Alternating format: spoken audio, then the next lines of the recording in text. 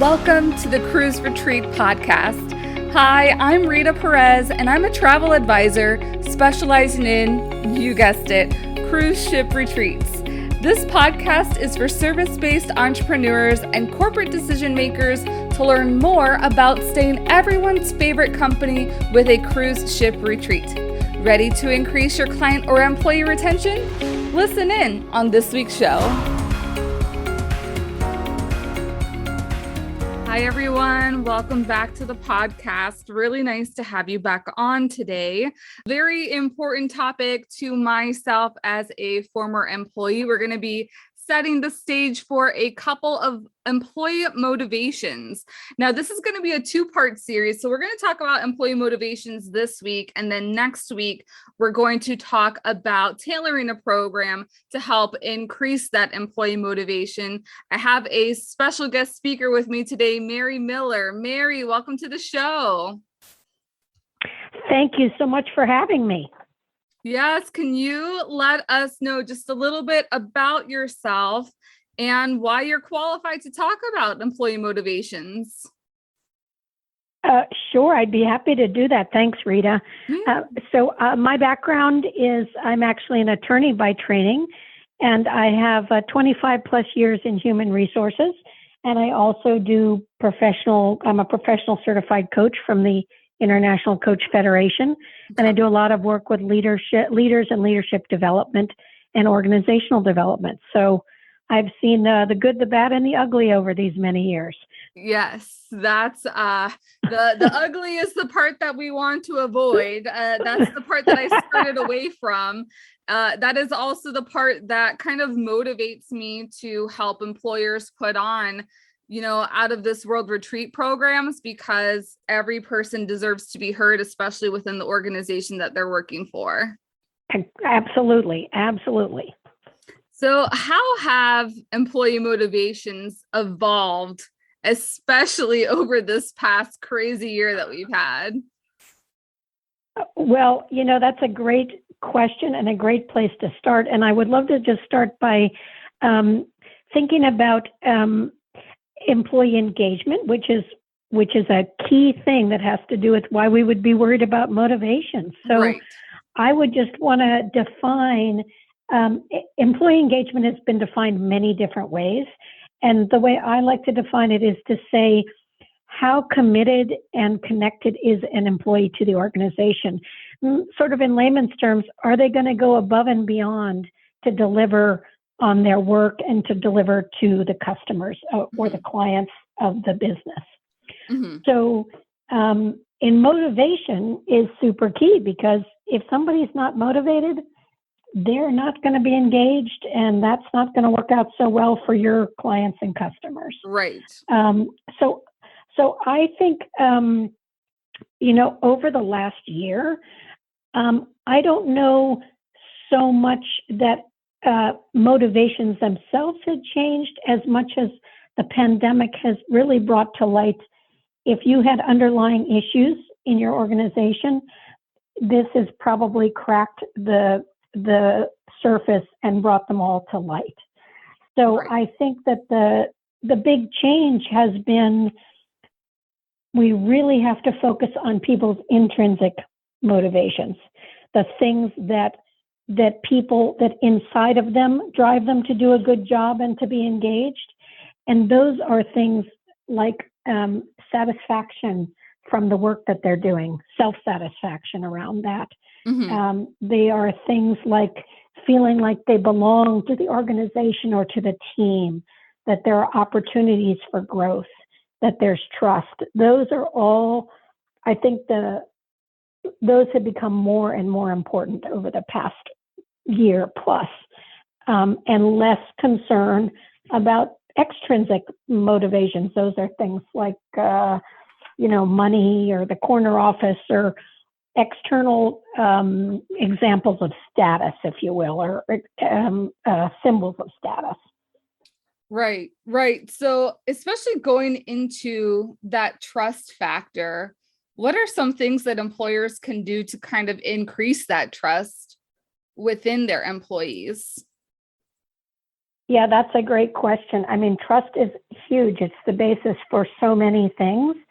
And I think to be trusted, you also have to trust people. It is very much of a two-way street. Mm-hmm. And so I think for employers, what they need to do is to be able to give people clear expectations and clear direction, or give them goals that they can reasonably achieve, and then give them the tools that they need, and then let them do their job, and give them feedback along the way that is constructive and not negative. I mean, it might be negative, but it has to really be phrased in a way that's constructive and helps the person grow, because then we're back to that growth piece.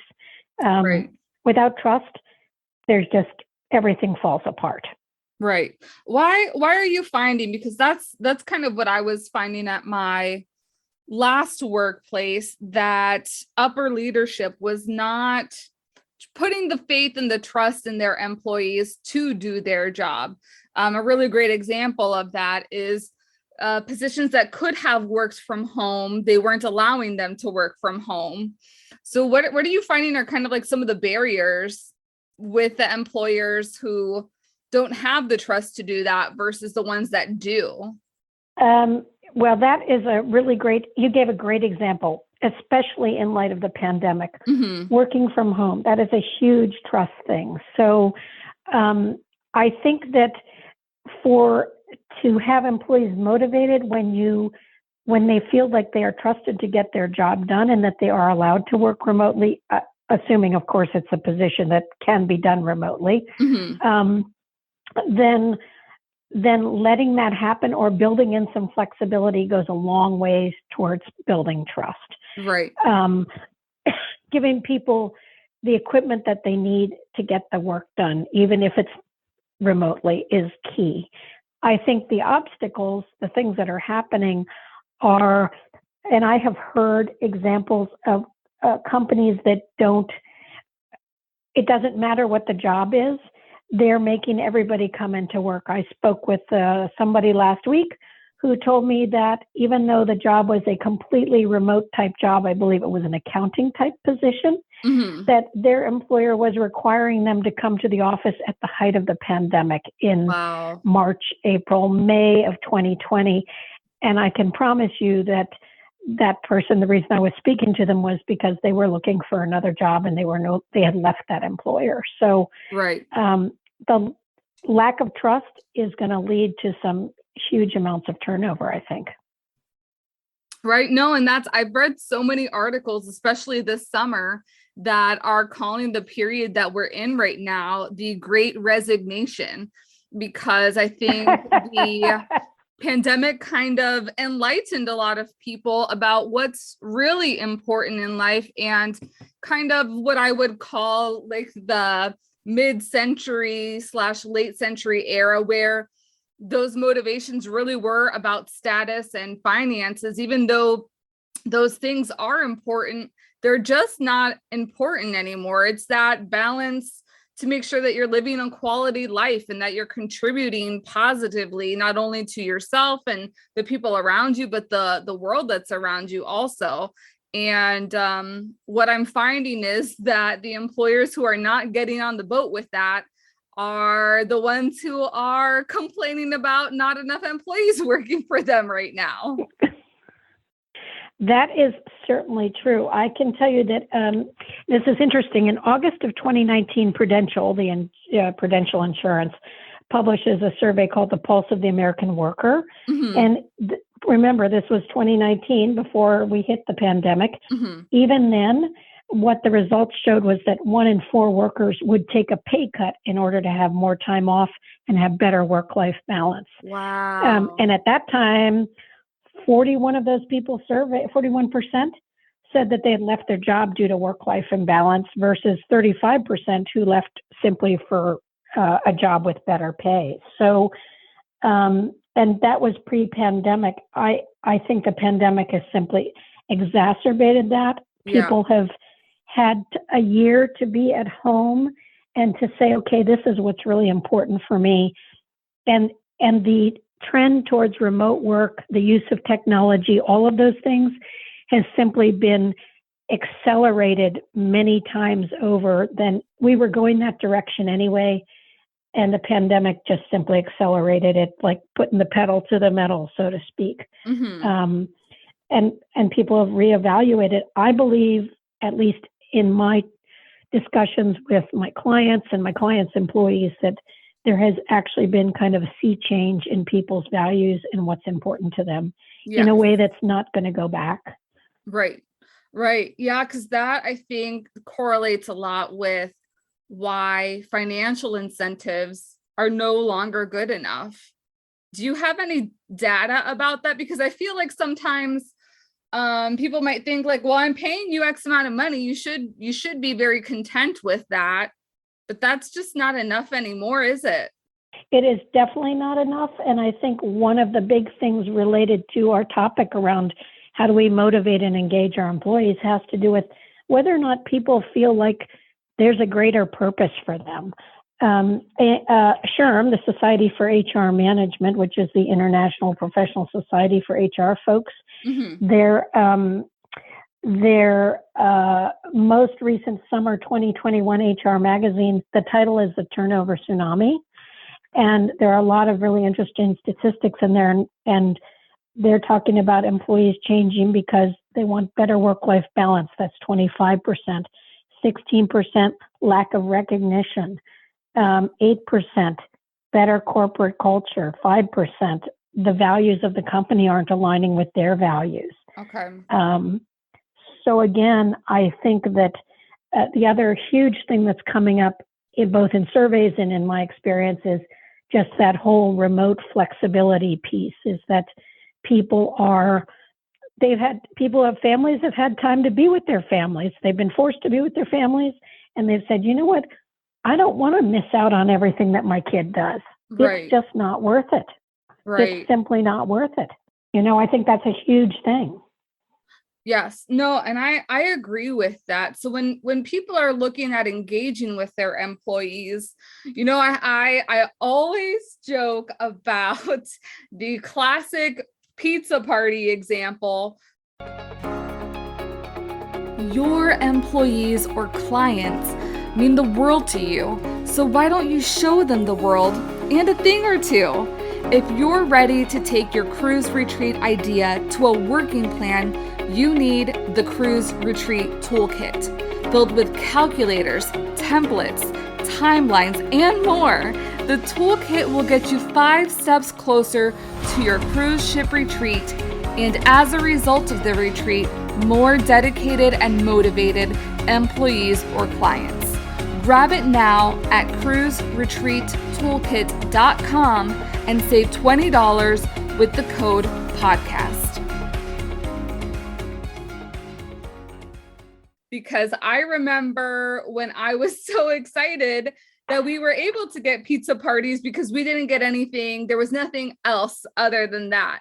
But I know pizza parties are not enough. And like eventually, especially when it came to our pandemic days, I don't want a pizza party. Like, I want you to actually show me that you appreciated all this work that I did with all the constant changes that we're having.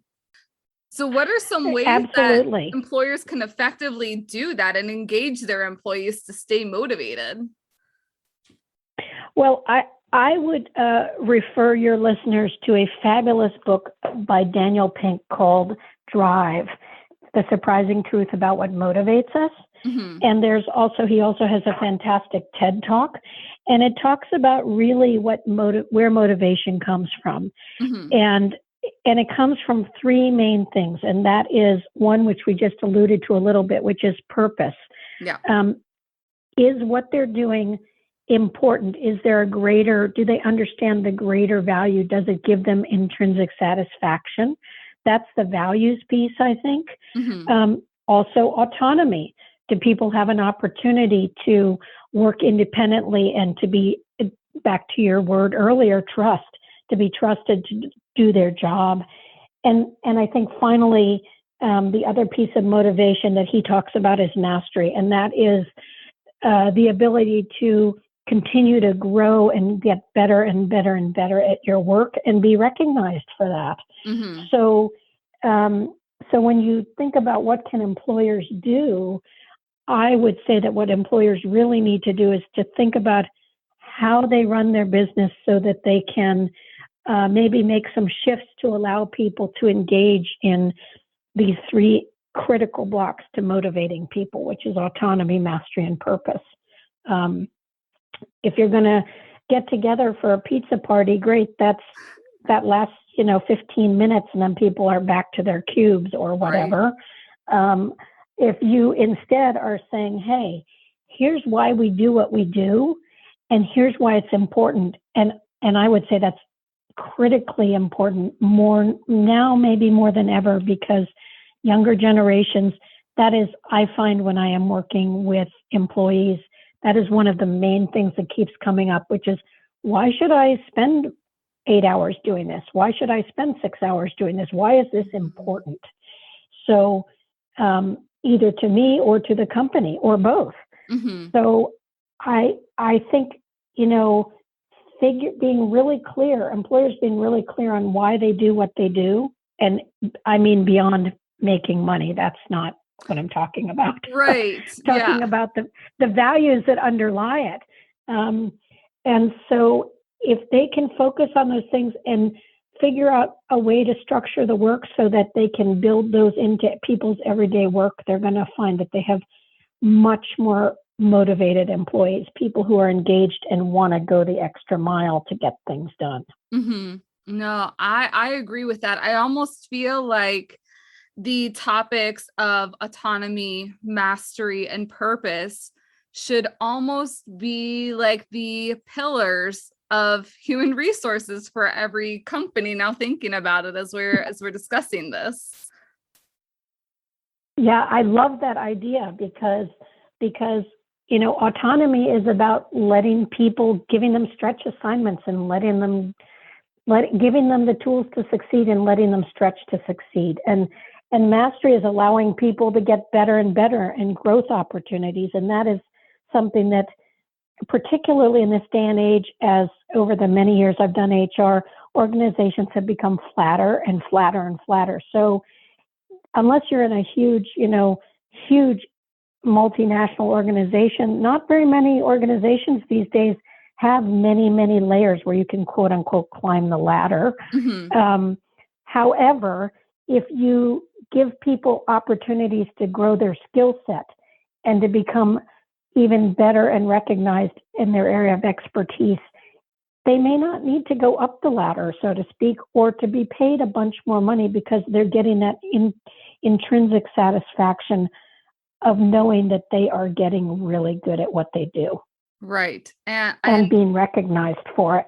Yes. And I really appreciate that, because not everyone is meant to climb up the ladder. Some people are just very content doing what they're currently doing right now. And there's nothing wrong with that. If they find fulfillment and it fills the needs that they need, let them go ahead and stay there. There's other people that can go ahead and climb up the ladder because that's where they find their motivation from. Absolutely. And in fact, I would say that one of the one criticism that I have of American capitalism, so to speak, mm-hmm. in its focus on the money is yes. that concept that if you are not going up and earning more, you're not, that's a uniquely American thing. You don't have value. Yeah. And I think the pandemic has shifted that.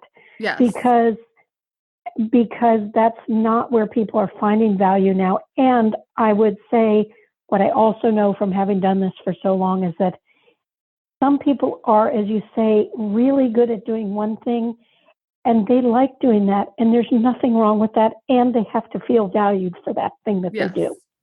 Yeah, because my last position, prior to my last position, I was very much wanting to work up the corporate ladder. And then my last position, I was just so content what I was doing that I would have happily done it the rest of my life had all the other elements had been supported, that autonomy, that mastery, and that purpose. I did want to quickly touch on autonomy because you brought up something that made me think about a conversation that we had, that some ways that businesses are helping to create autonomy is by giving almost like free days at work. So instead of today you're going to work on XYZ project, today is going to be a free day and you can work on whatever project that you like. Yeah, and that is actually, I believe that started with Google, and you may not know this, but the whole Outlook email system came from one of those free days at Google, or was it Microsoft? Sorry, that's Microsoft. Yeah. So, or was it Gmail? I apologize, I can't remember. But I think it was Google had the free days, and on those days, somebody could. It was basically a day to do some daydreaming and brainstorming around whatever your particular passion was, with whatever group of people you wanted to do it with or by yourself. I believe it was actually Gmail that came from it. That's why I was thinking about it. So, and Gmail was a result of one of those days when somebody said, hey, we should have an email system that does whatever, blah, blah, blah, blah, blah. And that's how Gmail was actually born. And I think that the other thing about autonomy that is easily translatable for employers is, to the degree they're able to, is to let people figure out, tell them what the outcome is you're looking for, what's the result, and then let them figure out the best way to get there. Because everybody learns differently and thinks differently.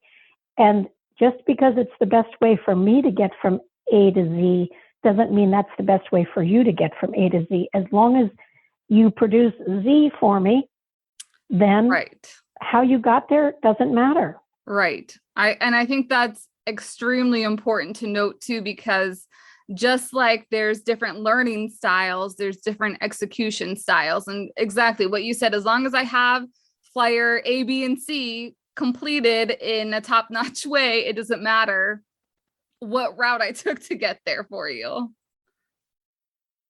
Well, precisely. As long as you know what and that's where that communication and clarity is so important. And having the manager say, hey, here's what I need. And I appreciate that you have an expertise in this, and however you get there is all right with me, as long as you come up with whatever the outcome is and by whatever the deadline is. And then step away and don't micromanage. I can tell you, over the tens of thousands of people that I've interviewed over the years, I've never had one person say to me, I'm really looking for a place where I can be micromanaged. It hasn't happened yet. Nope, no, thank you. That's part of the reason I'm no longer in the corporate world. Oh man, well, I think this is a really great stopping point to go ahead and clear up. Let's marinate a little bit on here, and then we're going to come back next week and talk a little bit more on these employee motivations and then how we can tailor a program to help increase that. So thank you so much, Mary. You are welcome. It was a pleasure. I enjoyed it very much. Thank you. Likewise. Thank you for joining me on the Cruise Retreat podcast. Please subscribe and leave the show a rating on your favorite podcast platform. And don't forget to take a look at the show notes for important information and links. See you next week.